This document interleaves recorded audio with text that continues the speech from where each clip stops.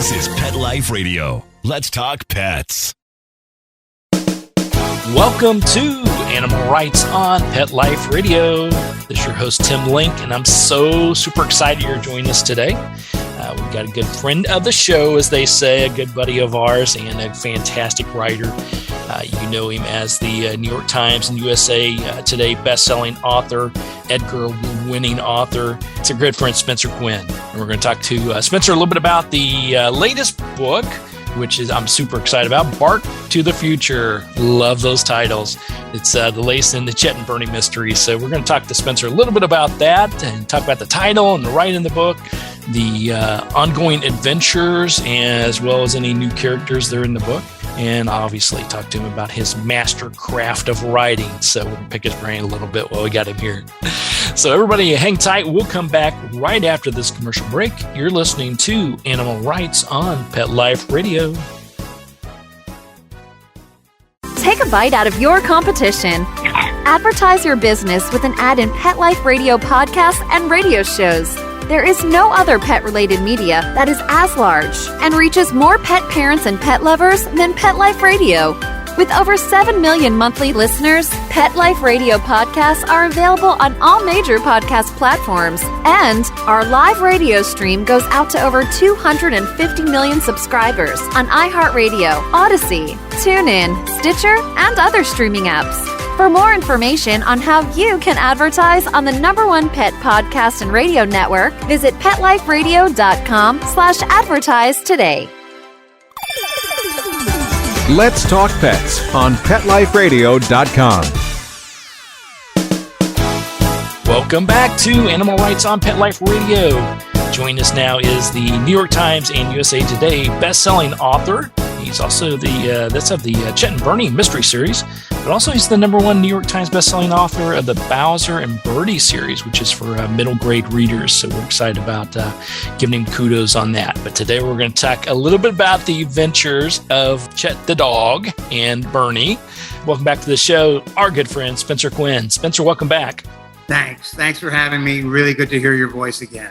Yeah, absolutely. I love getting the books, obviously, because it's got some new exciting adventures going on with our favorite characters and the titles. We always have to ask about the titles, Bark to the Future. So I'm sure that came from your creative minds, or do you turn that now over to the editors and say, give me something snappy to put on the title? No, it's actually behind door 3 on this one, Tim. Uh-oh. What happened was, so the Chet and Bernie Mystery series, I should just back up a tiny little bit. These are mysteries that are narrated by the detective is Bernie and his dog is Chet. And Chet narrates the series totally, but he's not a talking dog. That's the key thing readers have to know. He's as canine as I could make him. If you know and love dogs, you know they've got a narrative going on in their head, and that's what's on the page. So the titles are all kind of punish titles.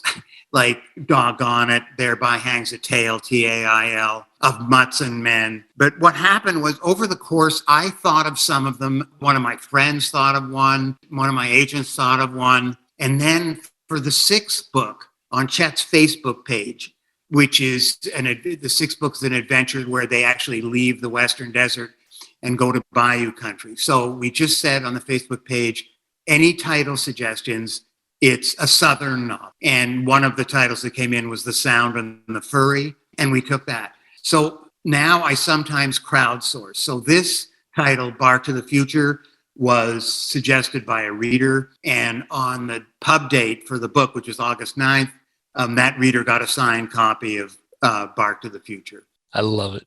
Yeah, I love the title because it just fit the book so nicely, and people out there, the Chet and Bernie readers are very creative in their own right. Absolutely. And you throw it back to the fans. And I love that aspect of it because they obviously got a huge fan base that just are always itching to get back to the latest of the Chet and Bernie Mystery series, as well as finding out about what these exciting turns and twists are going to be. But now you're including them in the sort of the title, and they get a signed copy of the book. So the title though. The rest is me. Okay, I don't crowdsource the actual writing of the book.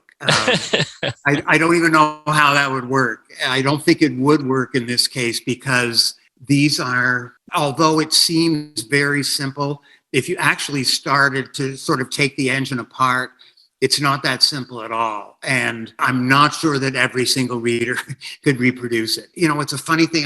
I work from the inside out. So all the analysis that I'm now going to, during this interview probably talk about are things I've really realized after. I don't start with like a blueprint at all. I can see the blueprint after the book is done, but I work from the inside out. But one of the things that happens is when the plot of a mystery novel resembles in some way, it's parallel to the solving of a real crime. You add up a whole lot of clues and come to a logical deduction. Well, Chet, the dog narrator, is incapable of doing that kind of thing. And even if he could, when maybe an important clue was being revealed or was about to, he would sniff a Cheez-It behind the refrigerator, where all the cobwebs are, and he goes in for that until he misses the link. So he's actually, in some ways, an unreliable narrator. And when you merge the unreliable narrator with this very strict form, you've kind of blown it up. Think of almost like these shards are now just kind of flying loose.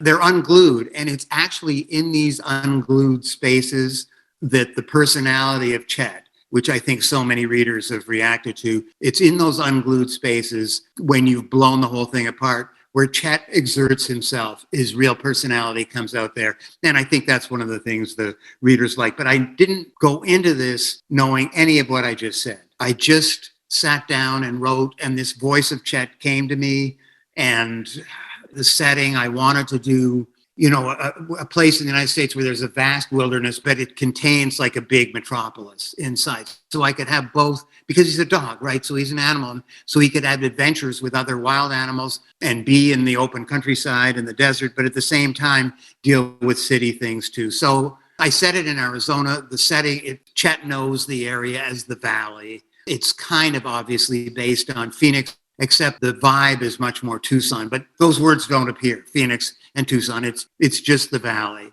So, but that came also at the very beginning, that I wanted to do that, because people ask me sometimes, I live on Cape Cod, and so why isn't the Chet and Bernie series on Cape Cod? And the reason is this: I know Cape Cod very well, of course, but if I'm in a place and writing about it, I don't have to reimagine it. And if you're not reimagining, you miss a kind of vibe that would be on the page. So here, writing on Cape Cod, I'm writing about Arizona and the area, New Mexico sometimes, areas I know well, but I'm not there when I'm writing about them. And it forces me to reimagine them. And I think that extra little sizzle is on the page. You can't see it, but it's there. And I think readers respond to that too. The big question I've got, the smart thing is oftentimes writers will write about the areas that they're familiar with. They'll possibly come up with a fictitious town name and change the names of the people and the locations to protect the innocent, as they used to say. But when you pick places like the Valley, which you have some knowledge of, obviously, do you feel it takes the reader away to a place that they may not know about? Or do you run the risk also of them picking your brain a little bit about, well, that doesn't happen in the Valley, or I know exactly where you're talking about? Okay, so yes, the Western desert and all that is real, and I know it quite well. But I don't. All the towns and everything that appear in the stories are made up. So I don't get those emails all in caps saying that could never happen here. You said east and it's actually west. I avoided all that, but I think I know readers respond to the evocation that's in the books of the place and what it's like. But that was kind of back, and then the plot, each Bark to the Future is the 13th book in the series, but they can be read as standalone. So each one has a plot that's totally on its own beginning, middle, and end. It's so that you don't have to read book 4 to understand, what happens in book 5. That doesn't happen at all. You could start with Bark to the Future, which is about, readers often ask, well, how do you get the sort of basic idea? And I never try to get the basic idea. I don't do any active thinking like, oh, I've got to write, a Chet and Bernie book contractually is due in December, so I've got to write it. What's it going to be about? I don't think like that at all. For the main idea that's going to drive the book, I wait for some idea to come to me out of the blue. If I don't get one, then I'm not writing. But on this one, here are some of the places where out of the blue idea comes. One is in the shower, and another is when I'm on my bike ride. So I ride my bike a lot. So I was out riding my bike one day, and I all of a sudden just had this image of Chet and Bernie. They're driving on a highway ramp, coming off a sort of freeway, and in their Porsche, but I didn't know it was going to be another old one because they've destroyed 3 in the series so far. So this is the 4th one, and it's the most souped up of all, and also the oldest. In this little image I had, they're on this ramp, and traffic is slowing to a crawl, and there's a man standing by the side of the pavement, dressed only in tattered cargo shorts. He's got like a ponytail that's sort of cigarette tobacco tinged at the back, but otherwise he's bald, and he's burned from the sun and has scars, and he's holding a cardboard sign and a paper cup, and obviously a down and outer. So they're forced to come to a stop right with him, right beside them, and Bernie reaches into the coffee holder, the cup holder, for some bills, some money, and moves to hand it over to this guy. And the guy says, "I can't take your money, Bernie." So that's where Bark to the Future started. Bernie doesn't recognize this person at all, but he obviously knows Bernie. And so that was the out of the blue idea. And then I began to think, after that, I do more of what I'd call the active thinking, where I'm trying to, okay, now what kind of story can I build from this beginning? And I liked the beginning a lot because it was kind of mysterious, but at the same time, it was rich in a lot of, I knew that there was going to be real, human stuff in this book about people who were suffering and why they were suffering. And so I thought this guy that Bernie doesn't recognize. So Bernie, readers who know the series, he was an excellent high school athlete. He was a pitcher, and it actually got him into West Point, where he blew out his arm. So that was the end of his pitching career. And he had a military career and then law enforcement, and now he's a private eye. But he was a high school star. And they once played a big game, for high school to get to the state championship. And Bernie was on the mound. It was the bottom of the 9th. They were up by 1 run. The other team had the bases loaded with 2 outs. And the batter hits a screamer into left center field.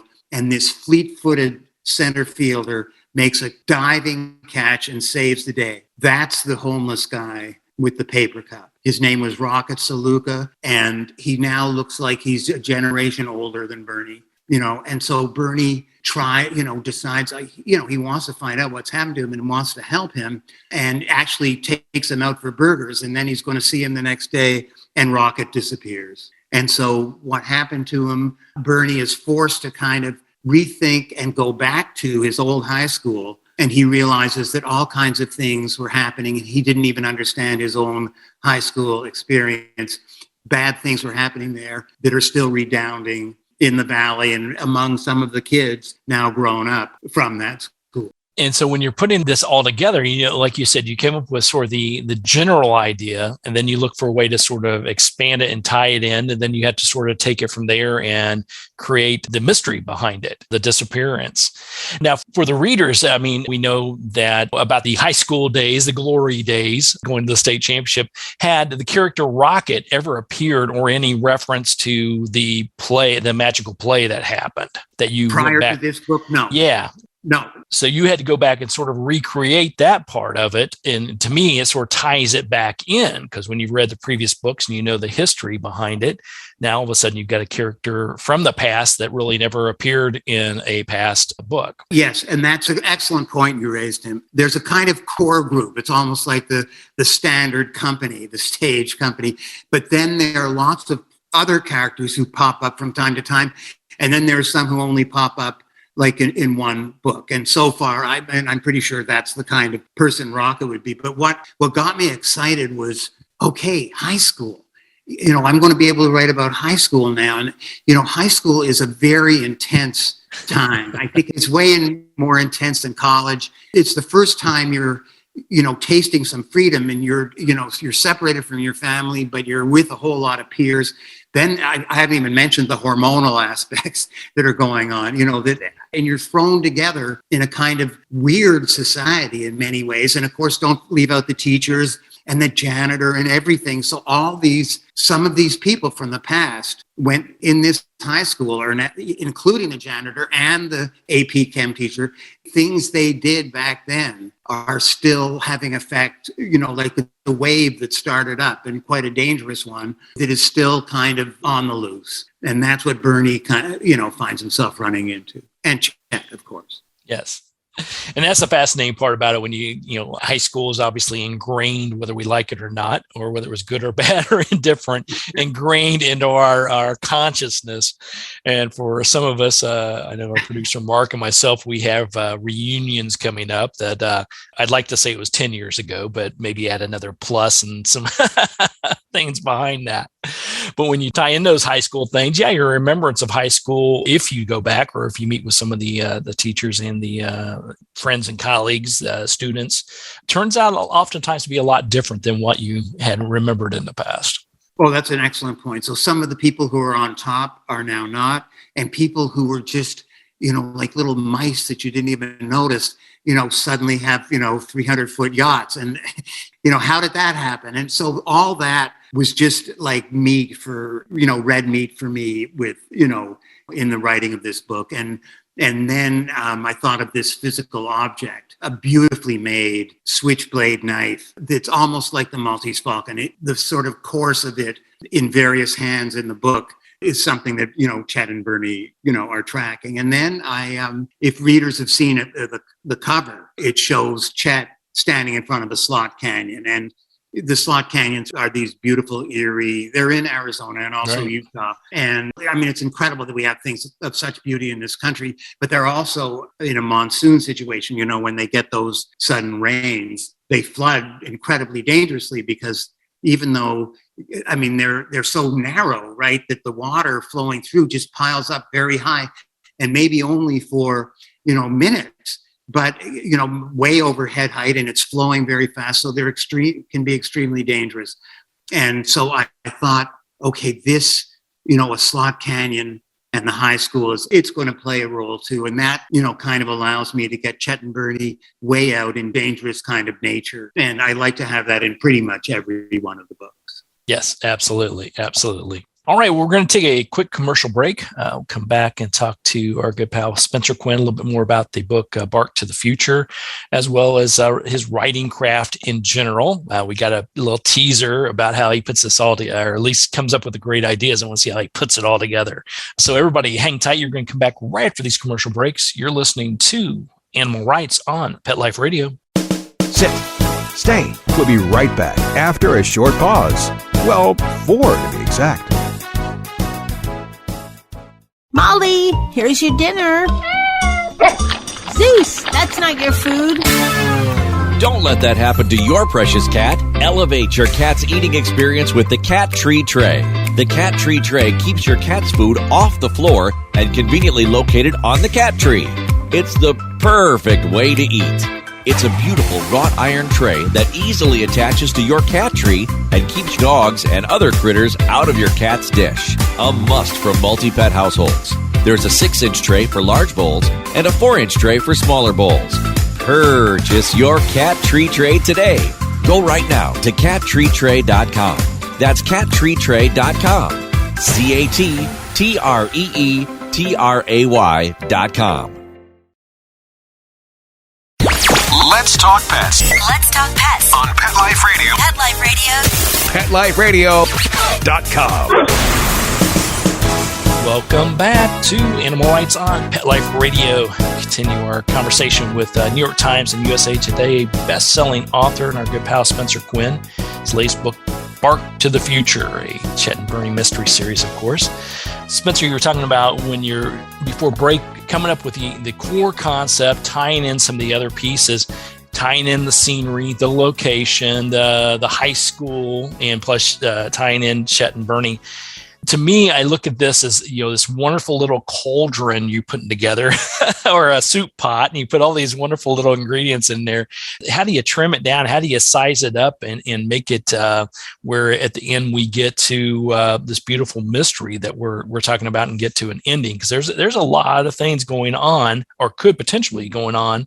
To me, as a novice, could pull you in a lot of different directions. Well, that's, I've been doing this for quite some time. And I kind of know to stay away from, you can make huge errors in the writing of a book if you go off track, and sometimes it looks like it's going to be a really good idea, but you have to kind of think it through. Well, if I do this now, what will happen? So you want to avoid going into box canyons in your writing. But one of the things that I think guides me is, I think I've made this all sound way too hard because I wouldn't do it if it was way too hard. What I have is going for me in this is the voice of Chet, who tells the story. And I just love writing in this voice so much. And I think a lot of the humor that the readers respond to comes out of, Chet's voice. And when I sit down to write in the morning and it's going to be in this voice, I just feel it's all so fresh to me. I'm not tired of it at all. And and Chet it's almost like at times, rather than plotting, I'm actually sort of following him around, like just seeing this sort of case or this world through his eyes, and actually not so much through his eyes, through his nose and through his ears, because those senses, are more important. And when you apply that sort of description, of smell and sound to these mystery stories, it makes it quite different from all the others where they're, mostly visual. This one is not. And so because Chet's strengths are, his greatest strength is his love for Bernie. And Bernie's greatest strength is his love right back for Chet. But as a detective, Chet's strengths are his wonderful sense of smell. So if there's some kind of bad guy who is masquerading as a good guy, and Bernie is going to trust him, but Chet knows he can smell that he's got a recently fired firearm in his pocket. We, the reader, are kind of ahead of Bernie, and Chet is really protecting him. And so all the situations that develop through writing through the voice of Chet it's like a wind at my back. So all the problems that you were alluding to, and there are plenty, they just kind of fade away when I'm, writing in this voice. So I'm very, very lucky in that. Absolutely. The question I've got, the series has been so successful and continues on and will continue on. But the question I've got is, as a writer, do you find it is helpful that you've had such a long history with these particular characters, Chet and Bernie, or does it sometimes become a hindrance because there are expectations of what they do, or maybe even we alluded to earlier about fans coming back and say, well, Chet would never do that, or Bernie would never do that, or what about book number, even though they stand alone, what about this book or that book in the series?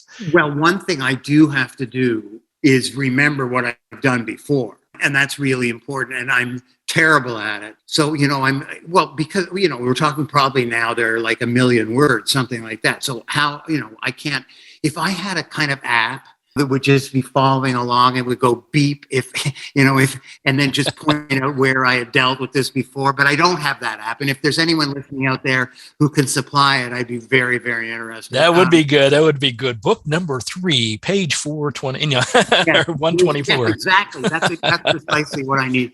But I don't, I think I'm very lucky because I have an aversion to repeating myself. I don't like to do the same thing twice. I might do a version of it or turn it a little bit, rotate it a little bit. And so you actually see what happened originally in a slightly different way. But I think I'm suited to, doing a long series like this. And as I said before, the voice keeps it fresh for me. And as long as it's, fresh for me, I think there's a good chance that it'll be fresh for the reader too. At least Absolutely. Yeah, absolutely. And I love, like we've said before, it's Bark to the Future, another fantastic book. And it is part of this mystery series, but it's standalone. And, I keep reiterating that as well, because it's very true. Anybody can pick up this particular book and read through it and obviously thoroughly enjoy it and not have to worry about what happened in the previous ones. Obviously, there's a lot of fans who want, who's reading every single one of them. So we've got to be cognizant of that too. But it's definitely a standalone mystery for sure. Yes, I don't want readers to feel any pressure about reading in a certain order or anything like that. Okay, these aren't cozies. They're in the middle somehow. There's noirish things that happen for sure, and dark things that happen as well. But one thing that readers have pointed out to me, that Chet, sometimes goes through tough times, but he bounces back to his reset position very quickly. And his reset position is one of joy in life. And I think if readers take that away from the series, I'd be very happy. That's a perfect message. And that's a dog's life, right? Dogs don't let things get them down. They get back to the present moment and bring joy and happiness. And that's the key behind it. Well, Spencer, after being a writer for a minute or two in your life, do you find your routines and how you go about crafting your gift, has it changed over the years? Has it modified, or have you been pretty true to, whether your method is X number of words a day or 5:30 in front of the computer, or a long bike ride before you sit down? How do you feel that's changed over the years, or has it stayed pretty consistent since it's been so successful and it gets engraved into maybe a routine? I get quite a lot of physical exercise. Either I ride my bike or I go to the gym or I play tennis most mornings before work. So I get up, I handle like social media thing because, Chet is on Facebook and has a blog as well. So I handle all that. And then I, go have a workout of some kind. And then I come back and have like a late breakfast. And then I get to work. And I actually do, Tim, have a goal of, I try to write 1,000 words a day. I hardly ever do it. So I give myself kind of a goal that I can't meet. But I try to write, when I'm writing, I try to write at least pretty much every day. And even if I don't do a lot, at least I've advanced the story. So I'm not where I was before. And it just keeps building and keeps building. And eventually it's like you're pushing a huge, heavy ball uphill. But eventually you get to the top and it's moving on under its own momentum. And that can happen actually quite early in a book where suddenly you're launched and that's a great feeling. But if it doesn't happen early, I'm fine with it, because when you've done it this as much as I have, you have confidence that you're going to be able to pull it all together. I mean, that, it would be unrealistic not to. After, I've written more than 40 novels. So, no matter how dense I am and blockheady, I must have learned something. That's it. And listen to your inner dog, your inner Chet. That's always the key. Chet will never lead you the wrong path. Exactly. Or Bernie. Bernie's like the sidekick to Chet. Chet rules everything. Yes, you can't. I introduce Chet, like when I'm talking about him, it's like the form of these mysteries is very much like Sherlock Holmes, going back to the very beginning of mystery fiction, where Dr. Watson, who's the sidekick, tells the Sherlock Holmes stories in the first person. So Chet tells the stories in the first person, but he can't really be called a sidekick. He's an equal partner, and he sees himself. And Bernie sees him that way too, actually. Yep, and that's what makes the team work so well. So that's fantastic. Well, Spencer, where can people find out more about Bark to the Future, pick up a copy, any events or any online events that's going to happen? Obviously, everything is posted on Chet's Facebook page. So it's Facebook/Chet the Dog. And then Chet also has a blog, chetthedog.com. And so all the information, when there's going to be an appearance or any online thing, those are, they're there for that. And and the book is out and on the loose. So there you go. Available. Yeah. Fantastic. We'll make sure we get that posted as well as the interview. But everybody pick up a copy of the latest in the Chet and Bernie Mystery series by Spencer Quinn, Bark to the Future. And another wonderful job by you, Spencer. We really appreciate it, and really appreciate you coming back on the show. It's always good to hear from you. And I do consider you a master of your craft, so I always like picking your brain a little bit about the whole writing process. Well, thank you. And thanks for having me. I really enjoyed it. Absolutely. Well, we're coming to the end of the show today. I want to thank everyone for listening to Animal Rights on Pet Life Radio. I want to thank the producers and sponsors for making this show possible. If you have any ideas, comments, questions, or just want to let us know who you want to hear from most, drop us a line at petliferadio.com. While you're there, check out the wide variety of entertainment and host all the wonderful shows. It's a cornucopia of great animal and entertainment fun, we'll put it that way. It's at petliferadio.com. So until next time, we'll write a great story about the animals in your life, put it in a book or blog, an article, and who knows, you may be the next guest on Animal Rights on Pet Life Radio. Everybody have a great day. Let's Talk Pets, every week on demand, only on PetLifeRadio.com.